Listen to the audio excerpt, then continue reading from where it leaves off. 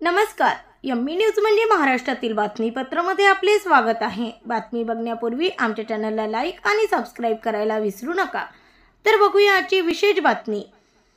तिवसा येथील सागर प्रभाकर हिमाने वय 30 वर्ष याच्या रेल्वेमधील वीरमरणाचे वृत्त समजतात सर्व नागरिकगण हळहळून गेले होते।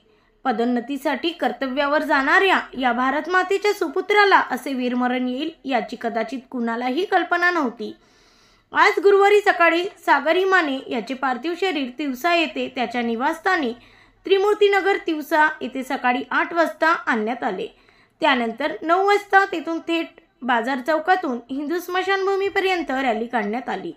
त्या ठिकाणी सेंट्रल अमनेश्वर डेपो सीएडी पुलगाव याच्या वतीने शासकीय इतमामात सन्मान सोहळा राबविण्यात आला।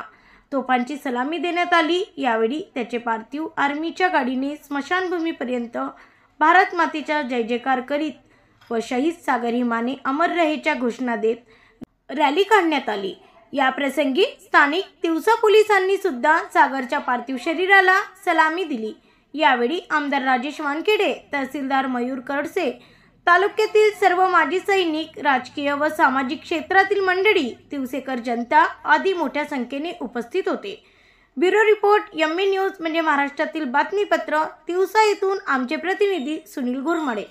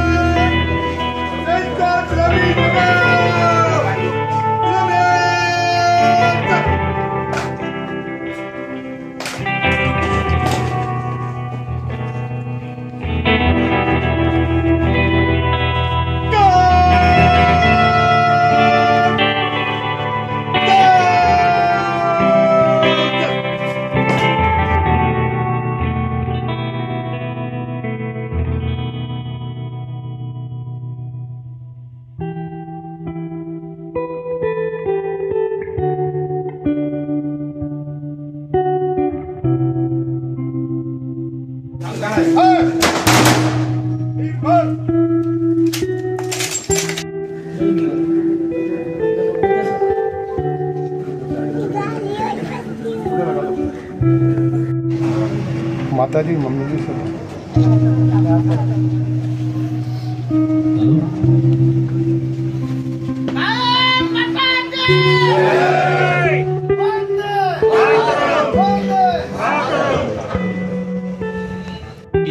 आज दोन्ही दलाचे लोक या ठिकाणी सैन्य दल व पोलीस दल या ठिकाणी भारत माता की जय, भारत माता की जय, भारत माता की जय।